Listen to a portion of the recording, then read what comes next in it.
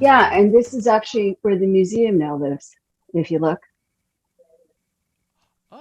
Oh, look at that. I have not seen that yet. Wow. Crazy, eh? This is the I rest of the like office. So that's my desk. I like how it's compiled. Like I like how you like all the different frames and stuff like that. Like it ooh, that's my kind of interior decorating. Yeah, so it's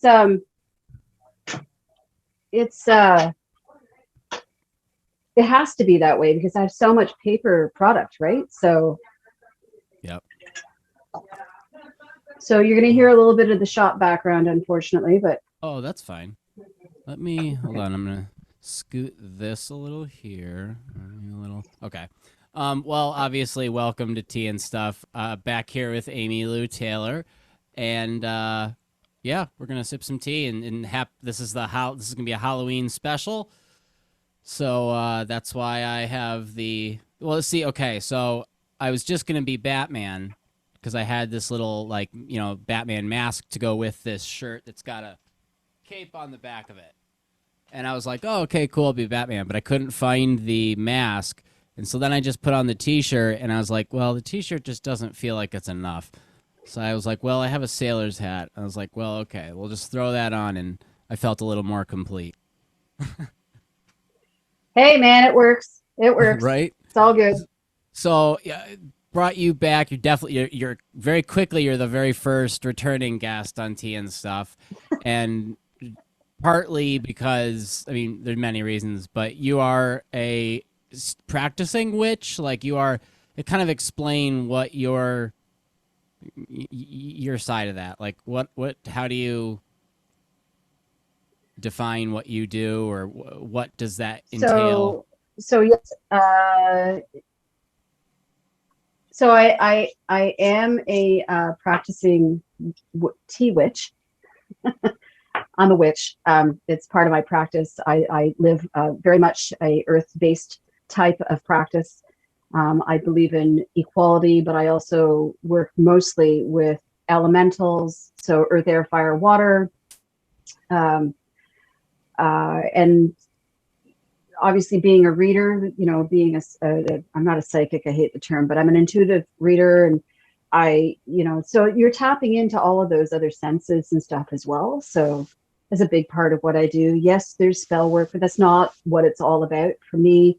More than anything, it's an earth-based um, uh, path that I'm on. So How far down the spell path do you go, and how far into it do you believe, or you know what I mean? so for a spell to work, you have to believe in it, right? Guess that's It's a good no, no, first no, step. seriously. Like, so Yeah. it is a good first step because really the whole it's your intention that you're putting into it, which is what's going to empower it in a sense.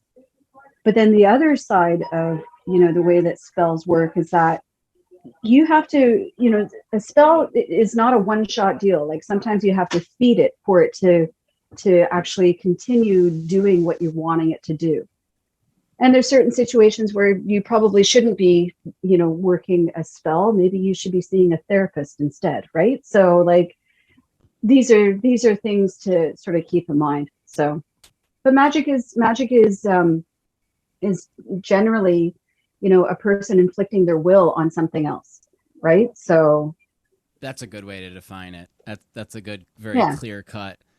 Works for everybody. I had so when I was in high school, when I was in high, this is my only other like other person I ever have known that was actually very like you said. She whether I whatever what I thought of it didn't matter. She was very intent that she was casting spells, and so that's in your like your it's funny that I didn't even realize I was giving her credibility even back then, but just because it's like she was like, it wasn't like she just said it and then did something else. Like you could tell she was serious.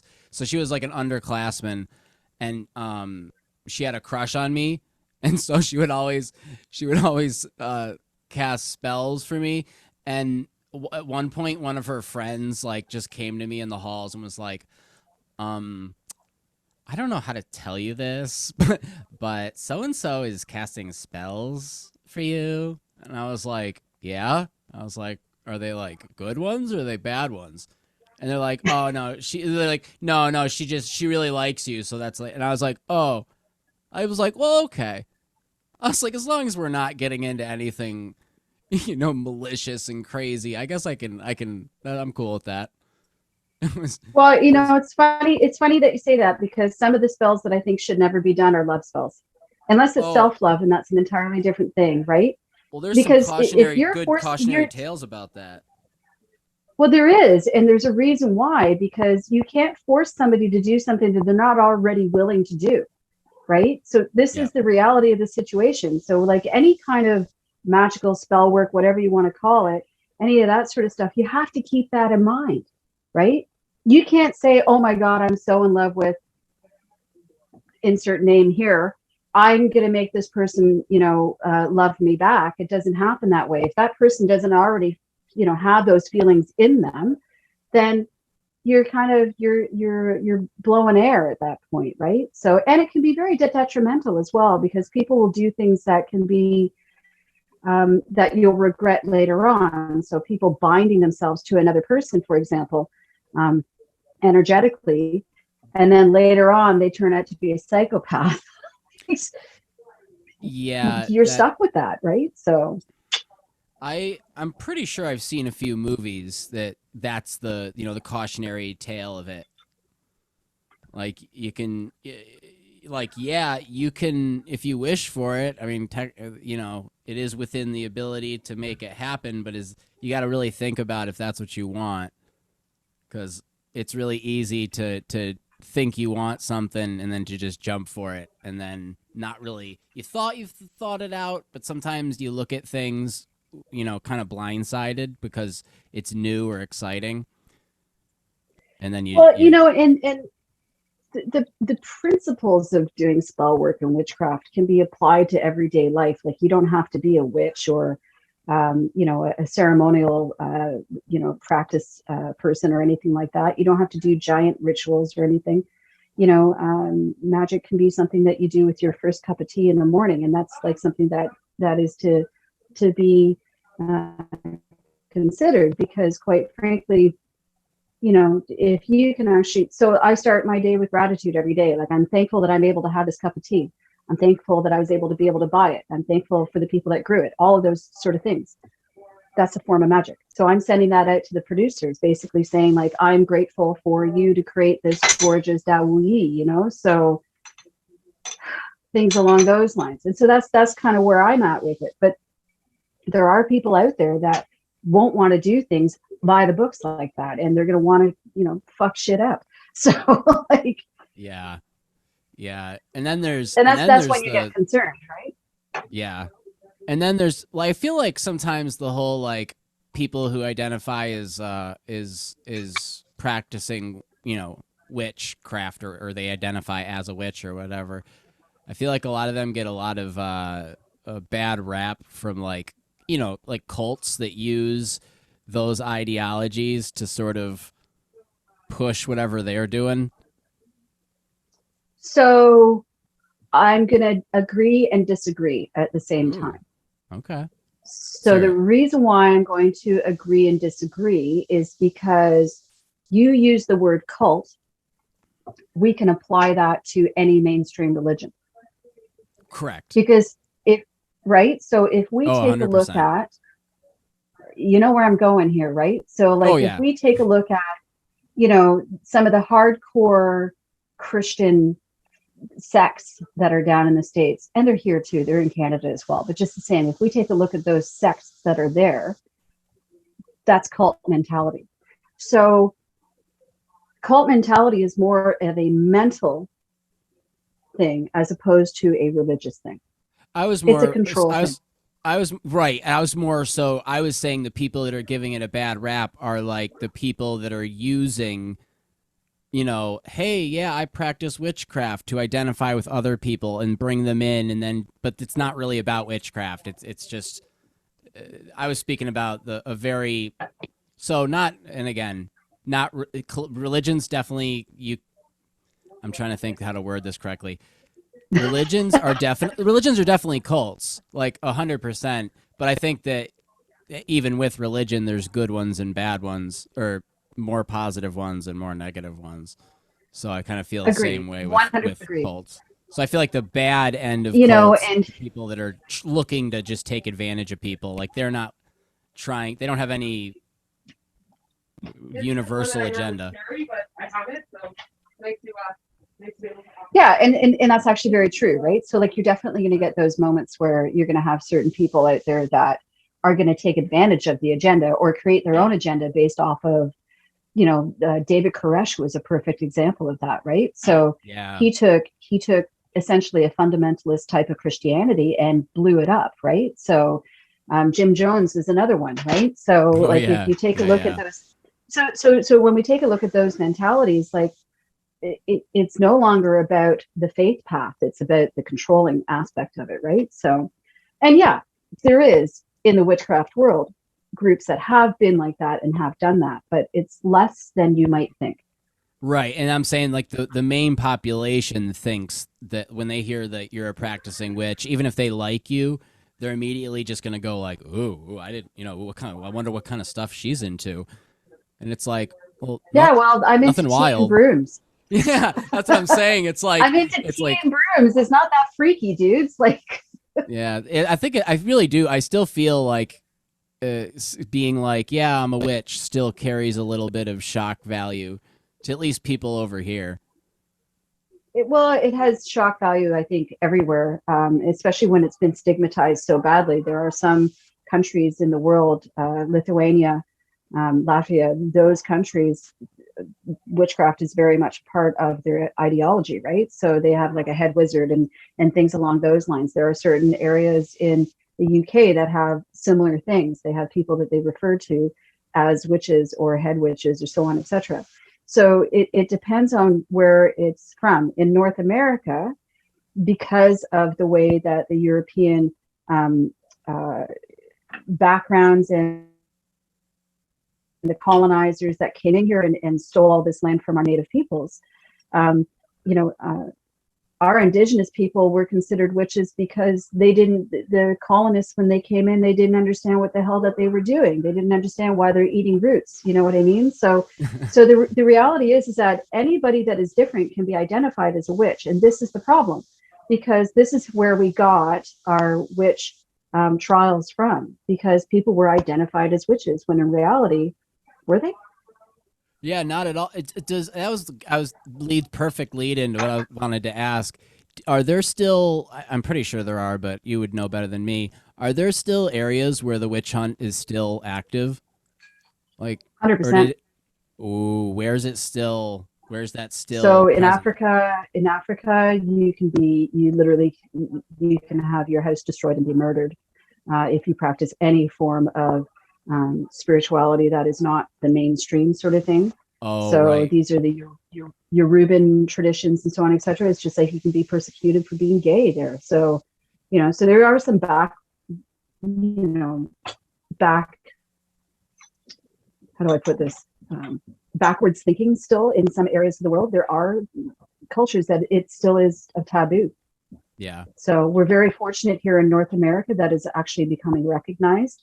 You can't be prosecuted anymore, which is really nice. So, Yeah, that's nice. What? right? What are in Canada? What are you guys doing for trick or treating? Are you guys just canceling it, or what are you No, guys we're doing? trick or treating. Yeah, we're Just going to be full shelling on out door to candy. door?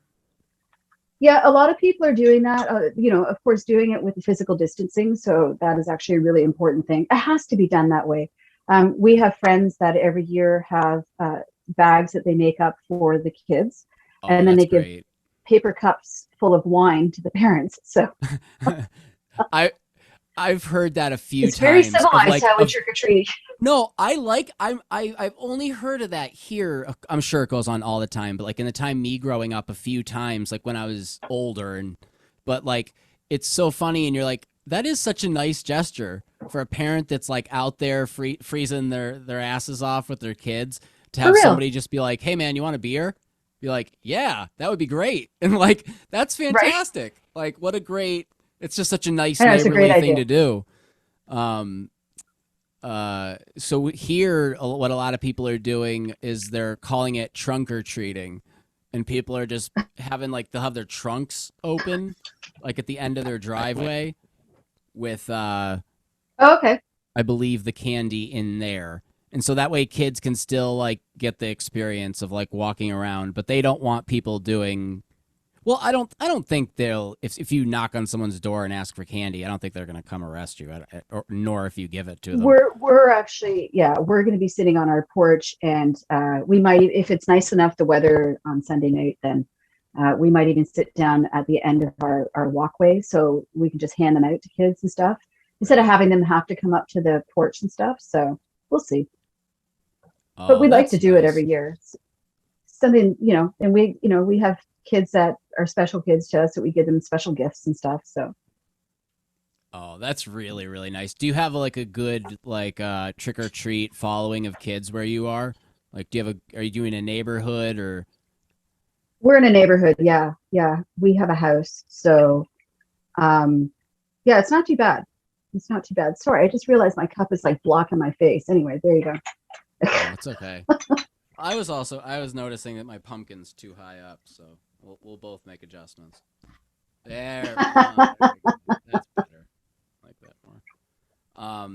So yeah, are you a scary movie person? Are you Not really. no? Not really. I Just was when I was younger, and as I've gotten older, it's not my cup of tea. I I love them, but I'm not like I'm not like a horror movie buff at all. I just find them entertaining.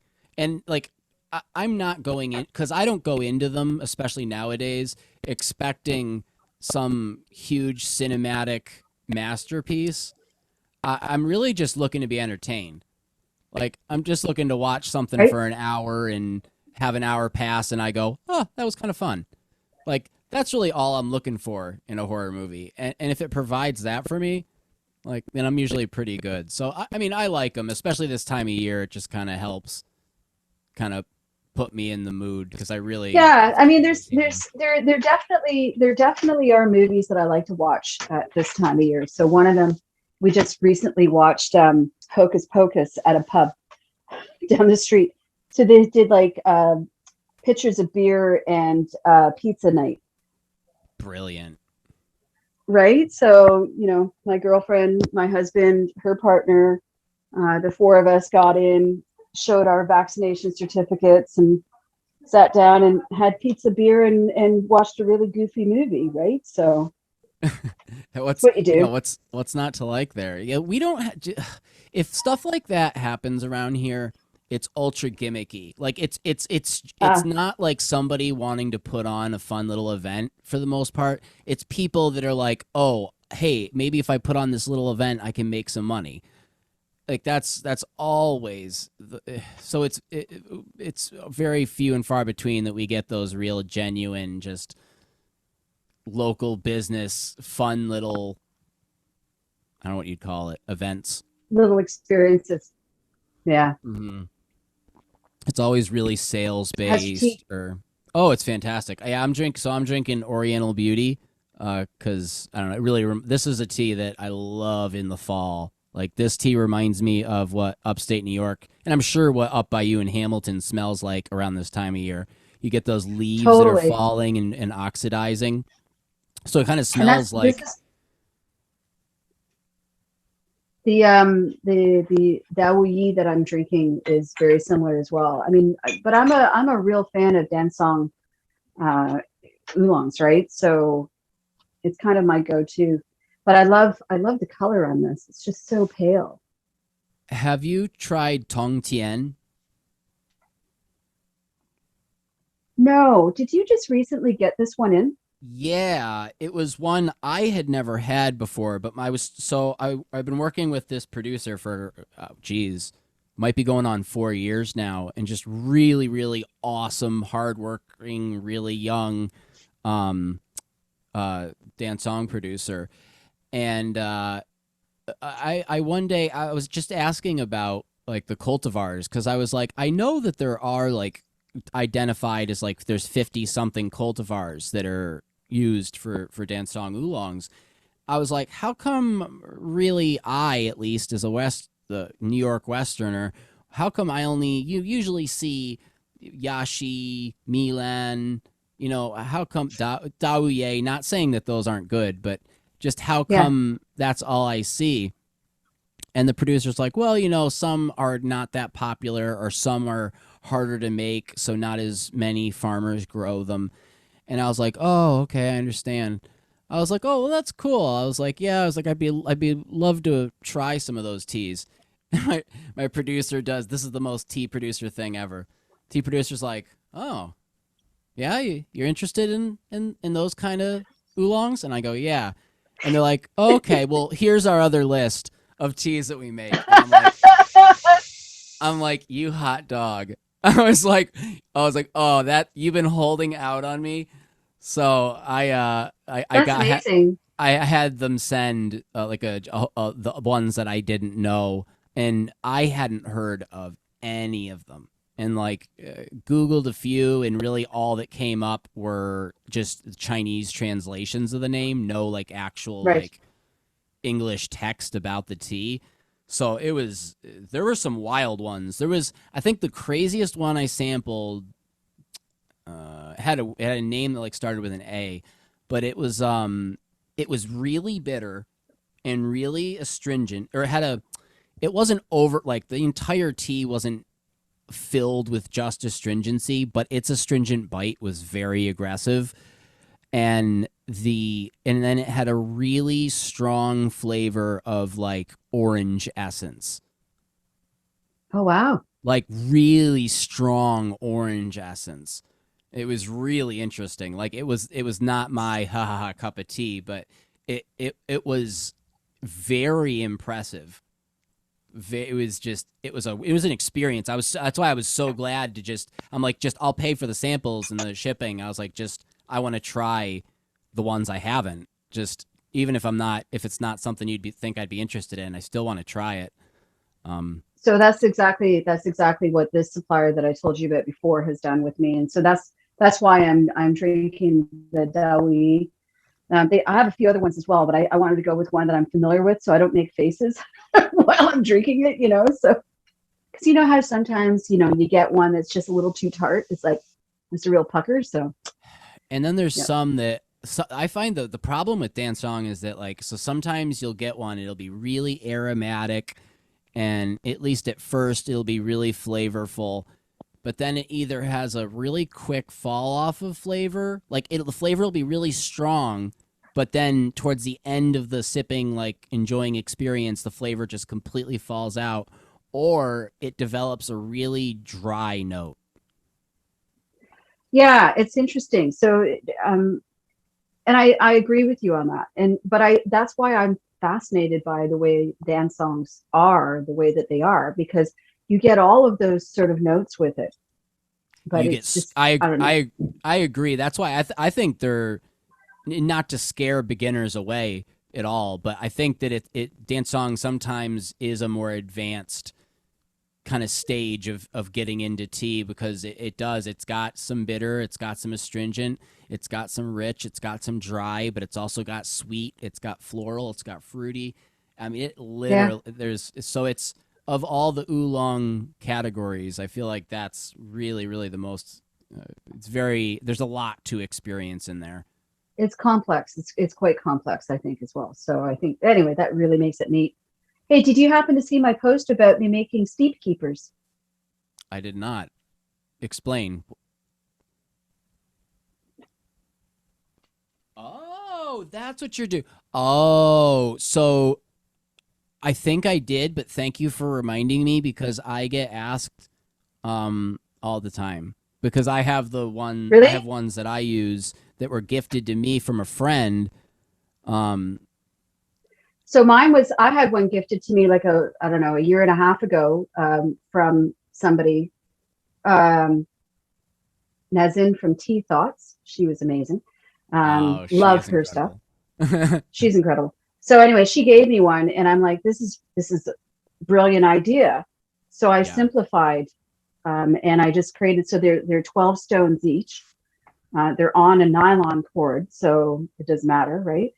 And then it's got a little ring on each side, and the ring has this little. I don't know if you can see that. It's got a little aventurine on the end of it. So Oh, so yeah, so they're pretty sturdy, but and they're not expensive. I mean, I think the most expensive ones are $18 or something. So they're they're handy.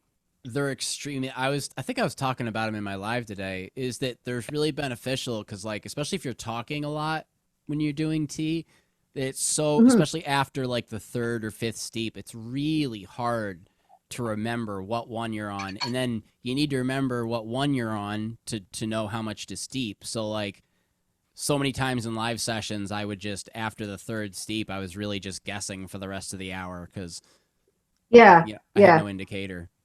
But they're extremely helpful, and like you said, it's nothing like it's not like this wild, crazy like piece of technology that you need to It's such acquire. simple technology. Like it's just It's so easy to use, right? So I really like them. They're on my store, my online store. So I'm a if fan of anybody's interested. I obviously like my tea table. I really like there to be a lot of space, and I don't necessarily like love to like clutter it up with a ton of things. But something like that is such for me at least. That's like such a good accent for a tea table, Yeah, big yeah, I or agree. small, because I think it's just beads. Can yeah, go yeah, yeah, anywhere. yeah, yeah.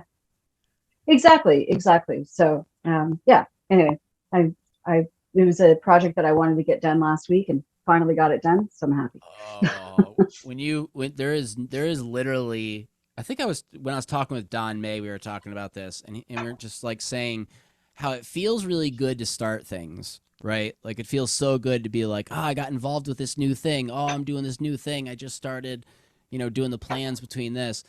But if you don't end up finishing those things, a you have the problem that um you don't get anything, you don't get that specific project done, but then like those start to pile up, and then when you look back at like, oh, is there, when you have those moments of like, oh, is there something else I should be working on, and then you look and you go, oh my god, I have like a warehouse of things that are completely unfinished, and that really, for me at least, that's very anxiety producing and Oh, good totally. Yeah, good to be avoided.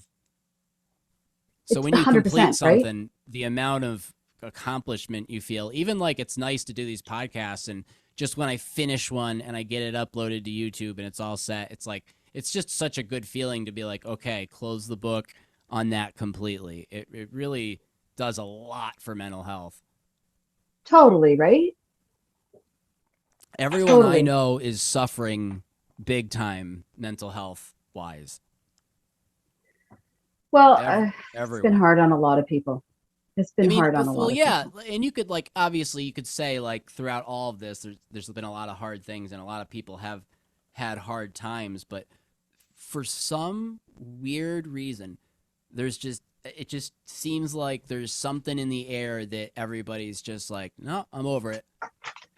Like they're just like, I'm Yeah, completely and done with this. I find this time of year, as you're going towards the end of the year, it tends to do that as well, right? So there's an intensity that shows up, and it's like the rush to get everything done before the snow flies, kind of thing. You know what I mean? So there's this added layer of I don't want to use the word panic because I don't think that's the right word, but there's this added layer of intensity, for lack of a better expression. So Yeah, I started. energetically speaking, there's also a lot happening at this time of year as well, right? So yeah, Yeah, I'm. I'm so hard with that stuff. Like, I I kind of roll my eyes whenever I hear the Mercury is in retrograde line. I hear that so often by so many Well, people and in so many of the I'm irritated circumstances. by, but I'm irritated by people utilizing that as an excuse. Yeah, that's what I'm, and I just personally, and I'm not dissing anyone in particular. I'm just saying I see a lot of that. People that are, for lack of a better term, creating a lot of their own problems and standing in the way of a lot of their own solutions. Those are the people that are like, "Oh, I'm having the worst time and it's because Mercury's in retrograde." And then it's like, is That it really? it might not be because Mercury is in retrograde. It might be because you're a dick. Just saying. I know. Or Like it's just it could tough. be Yeah, entirely like that, right? it's frustrating. And I hate I Yeah, don't I and agree. I I think that it's interesting, and I think it's something that I would personally like if someone was like, "Oh, if I've particularly been feeling a certain way, and then someone's like, "Oh, well, this just happened," and it's it's like sometimes like solar things, all sorts of stuff happens, and I go, "Oh, that's interesting," and I don't immediately discard it or like discount it. I just sort of absorb it and just go, "Okay, interesting," and go with it. But sometimes I hear certain people and then those people, like, they'll use it as an excuse, but then they'll also be the type of people that talk about energies the most. And so when Ah, I hear about energies, I immediately, my brain wants to tell, it's just like, shut up, shut up, shut up, shut up, shut up. And but it's unfortunate because you do have, like, especially with tea and stuff, you do TM, but you do like come in contact with people where. you totally come in contact with people that get the vibe, get the energy, get that sort of Right, right, right. So like right. I know that it exists and I want to, if that person is like giving me like advice that would honestly help me, like I need to make sure I'm open and receptive to that.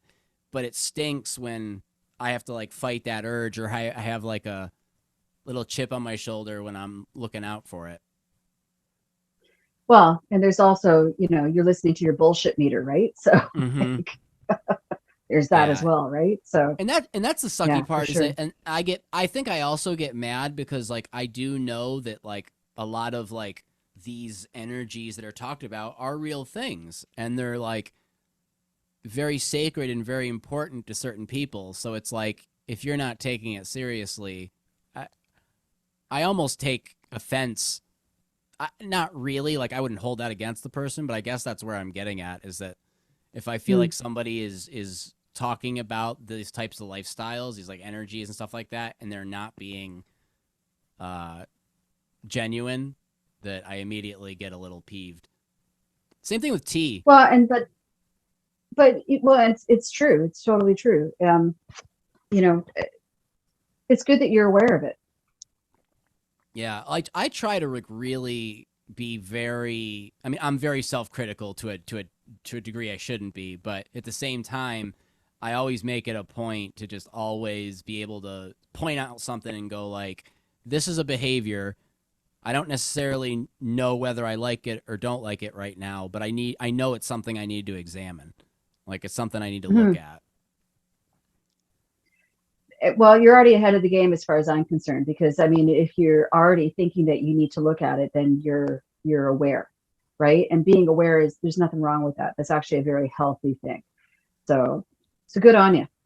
Yeah, it's just it's always tough because like it is sometimes it does get to a degree where I'll be too way too critical of myself, and it's like you can let up a little bit. Yeah, and not to sound like a grandmother here, but I mean,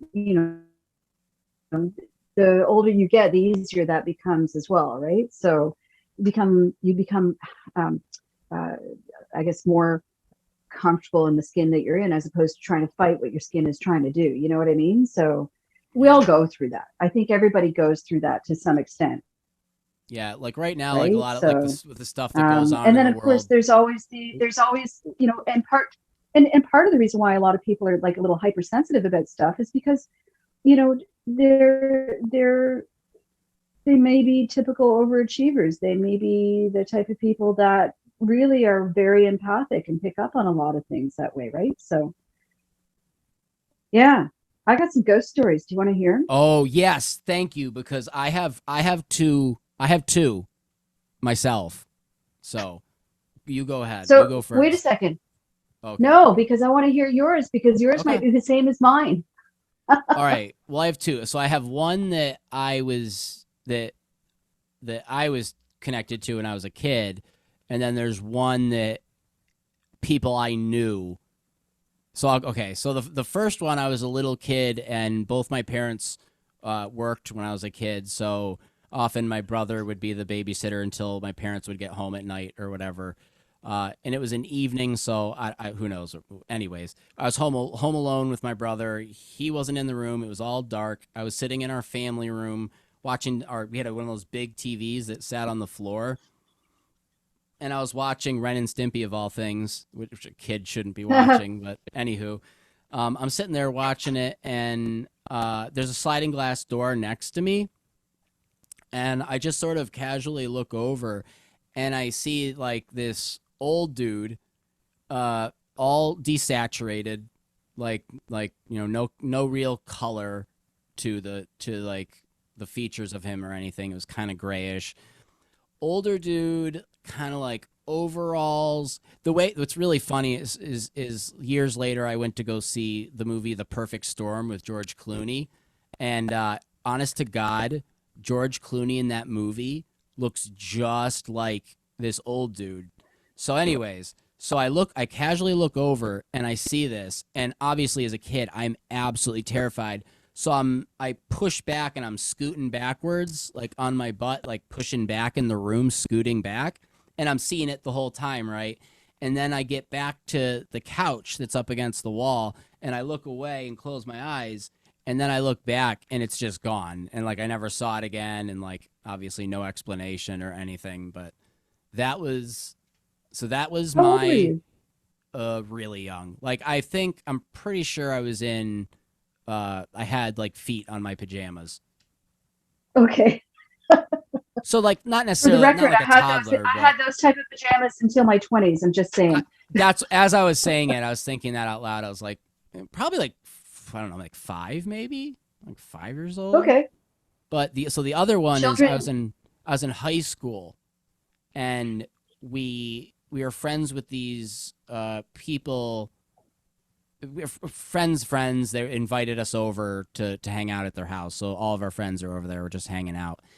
And the mother comes in and greets everybody. And then the mother goes, and by the way, you guys, if you happen to see whatever her name is, don't worry about it. Don't freak out. It's not a big deal. We know about it. Don't be startled. And we're all sort of, I mean, we're kind of like, huh? And then the mother leaves the room, and then we kind of ask the daughter, what was that about? And the daughter is like, yeah, no, our house is haunted. Like it has a ghost. It's this Wow. woman. He has this name. Showed us some pictures that they had taken over the years that had weird stuff in them that did look very strange. Wow. And they, after that happened, you sort of talked to friends that were closer to her, and you just sort of were like, "Hey, so like was that BS, or like you know what I mean? Were the parents just like messing around, or like are they Right. just like?" And they're like, "No, like they're 100% serious. Like every single family member has a million accounts of seeing this girl. Like she Wow. just lives in the house and just basically just lives alongside them a bit." Right. So And those are that's my two. that's quite normal for a lot of ghosts. Those are pretty good, man. The ones that I got are actually tea related, Mm, so I thought that would be kind of fun. appropriate. Um, uh, I've had so it's interesting. There's been a lot of accounts of stories of haunted tea farms. One of them that you might be familiar with is in the Darjeeling region of India. A very famous black Darjeeling comes out of this particular farm, and it's called Margaret's Hope. I never thought of that, but that with how they feel about the afterlife and stuff like that over in that part of the world, that makes perfect Exactly. sense. I never thought, oh my God, So keep going. so so when you think about it, the tea garden that is now called Margaret's Hope was called Bear Ring Tong, and it started in the 1860s. And then in 1927, there was another owner that took it over, and he changed it to Margaret's Hope. But the reason why he changed it is because he had a daughter named Margaret. He was English, and so him and his family would take steamers over from England to India to actually go and visit the gardens and actually obviously work on the harvest and so on, etc. Right? That's what they did. And so his youngest daughter, Margaret, we don't know her age necessarily, but from what we can discern, she's somewhere between the age of 9 and 12.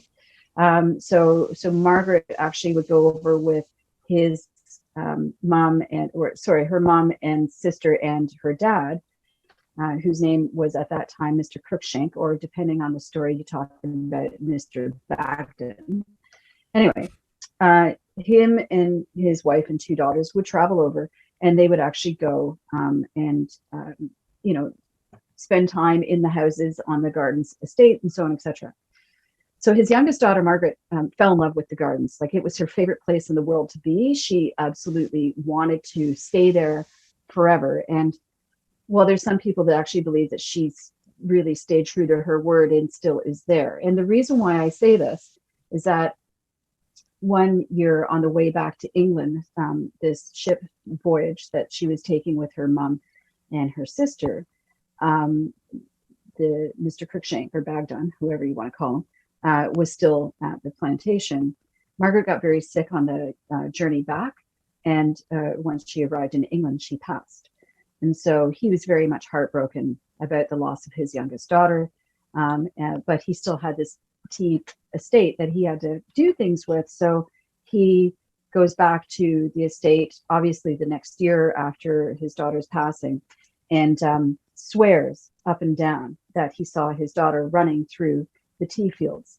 So he, at that point, to honor her, changes the name from Bear Ring Tong to Margaret's Hope. So, and there's still been, because they still do tours of this famous garden to this day. And there's been people that have been saying that they still see Margaret running through the tea fields and the gardens that Wow. are there. They have beautiful English style gardens at this farm as well. So, and then there's other stories of like haunted teacups and tea sets. For example, children's tea sets. So I came across this story where a mom goes to a garage sale and buys this tea set for her little girl. And the tea set sits on a shelf in the little girl's room at night. And the little girl loved playing with this tea set. And she, you know, had an imaginary friend who the mom just thought was her imagination. But sure enough, the little girl is having tea one afternoon in her bedroom with a ghostly little girl who's in Victorian dress. And so this freaks the mother out, understandably. She also realizes that her daughter's imaginary friend is a ghost. So she feels that the imaginary friend is attached to the tea set. So after her daughter is, you know, done with her afternoon tea with her imaginary ghosty friend, she the mother takes the tea set and hides it in a closet, and then eventually disposes of it. And the daughter never sees the tea set again, but the daughter never sees the imaginary friend again either. So the imaginary friend is actually attached to that tea set. So there are haunted objects that happen that way as well, right? There's another tea plantation in India, which you might be familiar with the name of it. It's the Chapara Garden. And there was a manager there in the 1800s that actually died on the estate. So many, many years later, in the late 90s, there was another tea manager. His name was S. Mohana Krishnan. He was assigned one of the bungalows on this tea estate because he was in charge of bringing in the harvest and making sure that the process starts appropriately the way that it needs to happen. Well, there's this whole long story, and you can actually look it up online. If you just haunted dump Dum Chipera, sorry, the haunted Dum Chipera tea gardens. If you look it up online, you'll actually see it. But this particular tea garden manager that died in not the 1860s, but the 1960s, apparently was seen again. And there had been all of these apparitions that have shown up and actually scared people. So it was to the point of where they would actually have people running out of their bungalows because they're being haunted by like possessed cats and things along those lines. So there's all of these neat sort of stories. But this particular manager, S. Mohana Krishnan, when he went in, he didn't believe any of these stories. Like he just thought it was a bunch of bunk. And so what he ended up doing was you should put it out in your pumpkin. Right, right. There we go. It's like I know what I'm talking about. All right. So anyway, so yeah, he didn't believe it until he actually saw this apparition walking through the tea fields wearing old khakis from like the 40s and 50s, right? So very interesting sort of stuff. So there you go. There are definitely haunted things in the tea world. So I have such a hard time with ghosts. I'm not a not believer.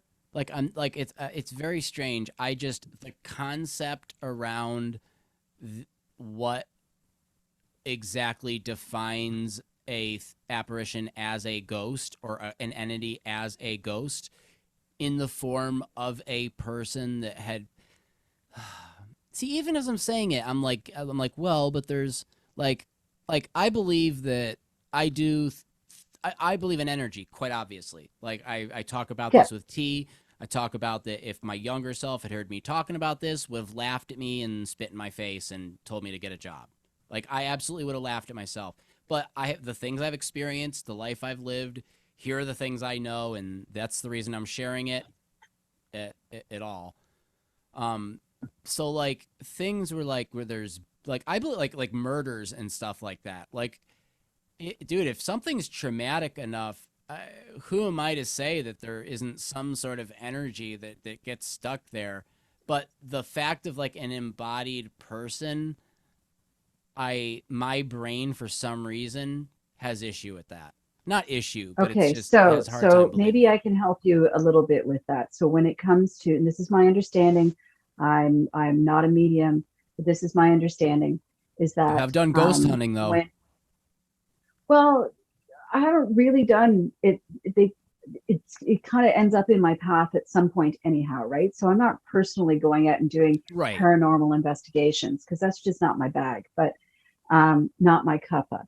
So, but my understanding is because we are essentially energy, right? Right. Once the meat sack is done, right? And I'm using my business partner's words here. Once the meat sack is dead, the spirit, the energy of that person lives on. And so it has two choices. It could actually go into the light, as they say, and eventually make their time coming back, or sometimes they get trapped here on this plane and it becomes more difficult for them to get to where they need to go. So this is where we get hauntings and ghosts and so on, etc. So I there are gotcha. people that actually are out there that are able to help these spiritual beings to cross over to where they need to be going, so they can actually get to their next life. So it is feasible, it is doable, and it And I'll is tell you, it is it's it, actually a thing. and it's in my interest. Like I really love like there's nothing that gets me more excited than when another one of those like TV documentaries comes out about some sort of, historical haunting type situation. Mm. Like hearing about the Warren or the yeah, Ed and Lorraine Warren's travels and experiences and stuff like that. Um I want to believe it, and I love to watch it and to learn more about it and stuff. But then I see like I hate the ghost adventurer guy or the main like who's the big guy in paranormal like all over TV. I can't remember his Yeah, but name. you have to remember a lot of this, like this shit that is actually put onto television and stuff like that, it's some of it is manufactured. You have to remember that. Like it's not always going to be all, pardon the pun, hocus pocus. You know what I mean? It is created for its content. It's not necessarily created for its accuracy. So, so that is a bit of a so. Even Ed, like I love hearing and seeing all this stuff about Ed and Lorraine Warren, just because they are so documented. They were so documented, right, and popular. And I know that some of the stuff, they're like, oh yeah, this and this was clearly debunked. And it's like, okay, that's fine. I'm not saying that nothing was ever, they were ever wrong, or there was anything that was possibly embellished. But if you look at all of the experiences that these two folks had with other people present, even like police officers and things like that, that's where you got to look at it. In my opinion, that's where you got to look at it and go, there's something, I don't know what, but clearly crap, something's there. But as long as you are making that connection going, oh, there's something there. You know what I mean? You're already, then you are a believer. Like you can be a skeptical believer. There's nothing wrong with that. You know, that brings me around to something I've been dwelling on so hard lately. And since I've never had a problem with age. Because I always looked really young. So I never really gave a crap when I turned another year. Even like I turned 30. Oh, whatever. I love my 30s. But, as you start getting older, you start thinking about, that eventual day. And I'll tell you, even though I believe in energy, right? Even though I really do, and what you said, I can get behind that. That when this thing goes to rest, that there's something else that goes on. But the fact that I don't have something in me that's like giving me the reassurance that like, just have faith, man. Don't worry. Like, I don't, my logical side of my brain fights it so hard. You know what, though? I think my scientific side. So your analytical side of your brain is what keeps you who you are, I think, right? So it is definitely part of that sort of, you know what I mean? So I'm going to have to wrap this up soon, Jeff. I'm really sorry. No, you're good. Once again, we've done it. I know we made it. We constantly, we could have cruised. So, but like again, like it's fine because we could go on talking forever. Like we're aware of that. So at some point you have to cut it. So yeah, and honestly, like let's just do another conversation at some point. But I mean, it is it's always a pleasure to sit and have tea with you. But I got clients coming at 3:30. I got to make tea for them and stuff. So I knew I wanted to do a Halloween episode, and you were just such a perfect person to do, so it was like perfect. So it is my pleasure, my friend. So thank you. It is my pleasure. People, I'll put your links and stuff like that so people know how to get a hold of you. And you have a happy Halloween. You as well. So are you guys doing anything special, or? We'll have candy ready if kids knock, and we'll dress the dogs up, but if kids don't come, then Cassandra and I will eat candy and watch a scary movie. So there you go. It'll be a good time no matter what. Sounds good to me. All right. Well, thank you very much. You enjoy and put your focus into your clients, and hopefully have a good rest of your day. Thanks so much, Jeff. It's always good to talk to you. Adios.